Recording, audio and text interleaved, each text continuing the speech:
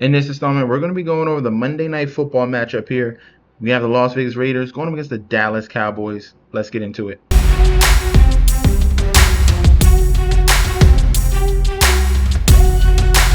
Welcome back to the channel. It's your boy Chef D, and I'm here to bring you the winning ingredients for our Monday Night Football slate we got going on for this Monday between the Dallas Cowboys and Las Vegas Raiders.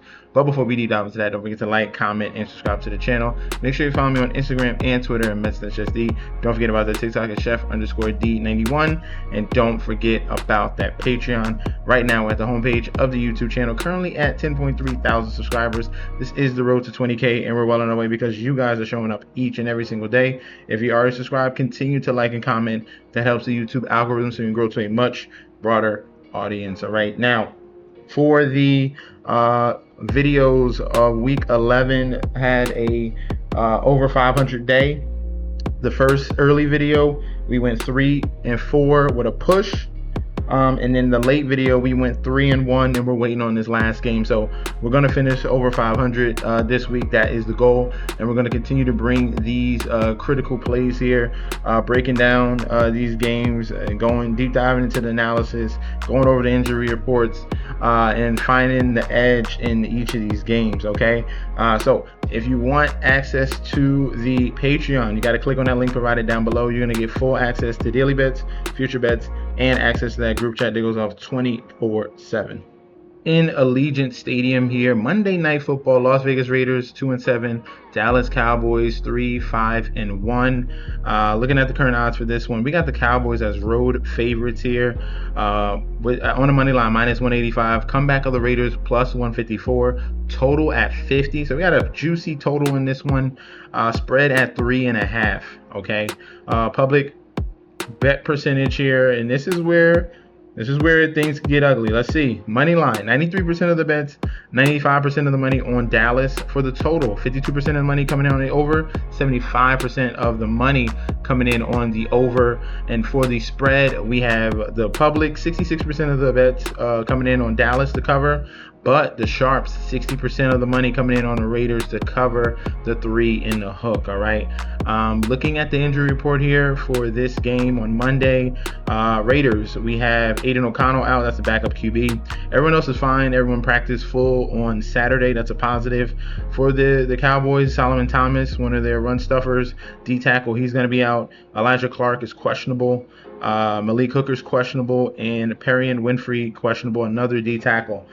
So what we've seen from this Dallas Cowboys defense has been absolutely putrid. They literally have been the worst defense in the league this season. 31st in total yards, 31st in points allowed per game. They're allowing 30.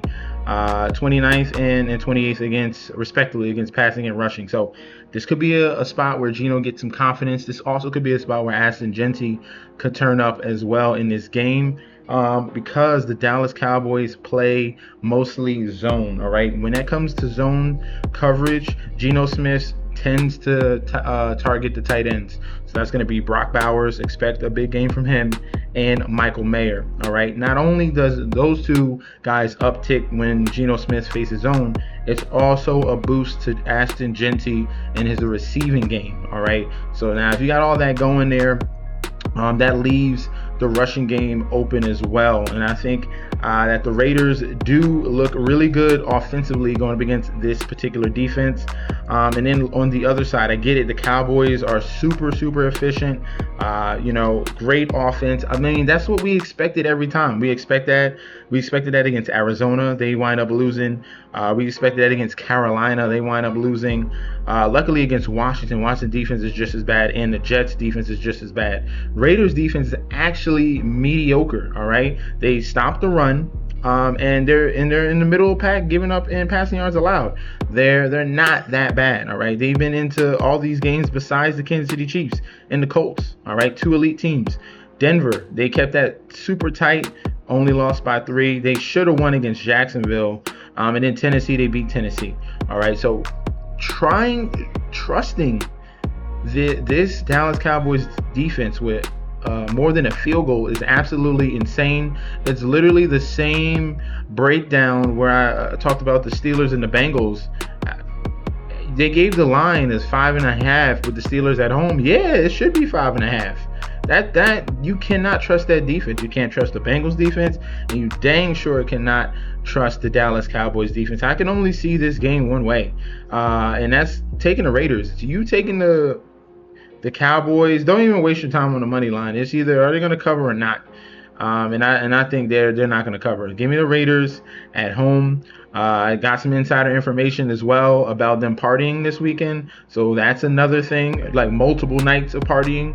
I have a friend out there in Las Vegas, so give me the plus 3.5 on the Raiders. And for the total here, I'm going to lean towards the over. This could be definitely a high-scoring game here, back and forth type of environment. Geno Smith, it should be a good environment between him and Brock Bowers getting going after Brock Bowers had an absolutely horrible week last week. So top play, Raiders plus 3.5. Secondary play, over 50. Let me know in that comment section down below if you agree or disagree. We could definitely debate about that down in that comment section. Also, make sure if you want to sign up for the Patreon, get these premium plays, parlays as well. You click on that link provided down below. You're going to get full access to daily bets, future bets, and access to that group chat that goes off 24/7. It's your boy Chef D. I'll be back very soon, and peace out.